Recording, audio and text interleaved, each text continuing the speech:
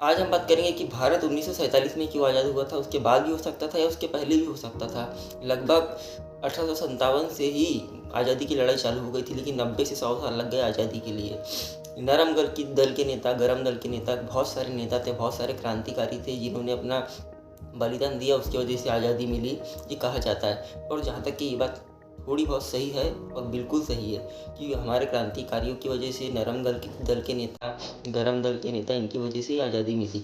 लेकिन इसका एक फैक्ट ये भी है कि जो बहुत कम लोग जानते हैं और ये जानना बहुत ज़रूरी है सबके लिए, कि आज़ादी 1857 में और 1947 के बीच में ऐसा क्या हुआ कि हमको उस टाइम आज़ादी नहीं मिली और 1947 में आज़ादी मिली।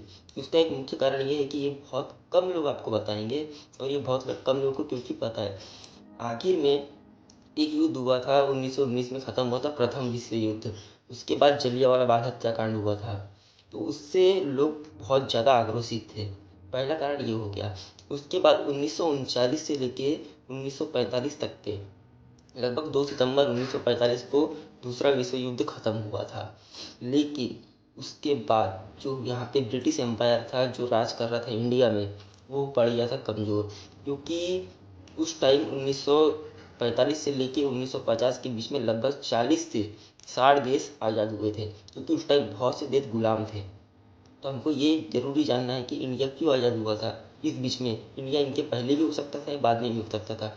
1939 से 1945 में ब्रिटेन के पास, यानी यूके के पास उस टाइम तक उतने सैनिक नहीं थे, तो उन्होंने भारत के सैनिकों को अपनी सेना में शामिल किया था, जो बहुत अच्छे से आधुनिक हथियार चलाना, उस समय के आधुनिक हथियार चलाना सीख चुके थे, जिससे वो एक अच्छे सैनिक बन चुके थे। और उसके बाद 1945 का युद्ध खत्म होने के बाद एक छोटा सा युद्ध होता है तो अच्छे अच्छे देशों की अर्थव्यवस्था खराब हो जाती है। आज रूस और यूक्रेन का चल रहा है, तो रूस इतनी बड़ी शक्ति होने के बावजूद भी यूक्रेन को नहीं हरा सक रहा है। वहाँ पे रूस का भी घाटा हो रहा है और यूक्रेन का भी हो रहा है। अभी इजराइल और ईरान का युद्ध हुआ, वहाँ पे भी दोनों देशों का घाटा हुआ। कोई ऐसा देश नहीं है कि एक बार में वो मार के उस देश को ख़त्म कर दे, समाप्त कर दे, या उसका घाटा ना हो। तो घाटा सभी देशों का होता है युद्ध में, ये युद्ध का परिणाम होता है। अब हम जानते हैं कि हमको ब्रिटिश गवर्नमेंट से 1947 में क्यों आज़ादी मिली। उस टाइम जो ब्रिटिश लोग थे, वो बहुत सारी जगह पे लगातार युद्ध कर रहे थे, 1939 से लेकर 1945 तक, जो दूसरा विश्व युद्ध था। उसके बाद उनकी अर्थव्यवस्था कमज़ोर हो गई, उनके पास उतना सैन्य बल नहीं था, क्योंकि युद्ध में बहुत से लाखों लोग मारे जा चुके थे। उनकी भी सेना के और कुछ इंडिया के सैनिक भी मारे गए थे, और इंडिया के सैनिक आधुनिक हथियार चलाना सीख चुके थे। और उस समय जलियांवाला बाग 1919 में हुआ था, वहाँ से लेके सही क्रांति चालू हुई थी आज़ादी की। तो बहुत से लोग आक्रोशित थे। तो ब्रिटिश एम्पायर ये समझ चुका था कि अब हमारे पास वो अर्थव्यवस्था नहीं है कि हम भारत को चला सके, और उतना सैनिक बल नहीं रहा कि भारत के ऊपर हम राज कर सके, क्योंकि उस टाइम लगभग बहुत जनसंख्या थी भारत की, कम थी, अभी के हालात की तो आधी से भी आधी थी, पर फिर भी थी। लेकिन ब्रिटिश एम्पायर के पास वो भी नहीं था। तो ब्रिटिश एम्पायर समझ चुका था कि अब हम इनसे नहीं लड़ सकते और इनका आक्रोश हम शांत नहीं कर सकते। धीरे धीरे ब्रिटिश एम्पायर ये समझ चुका था कि अब हम भारत को गुलाम बना के नहीं रख सकते। इसके वजह से भारत को ये आज़ादी मिली।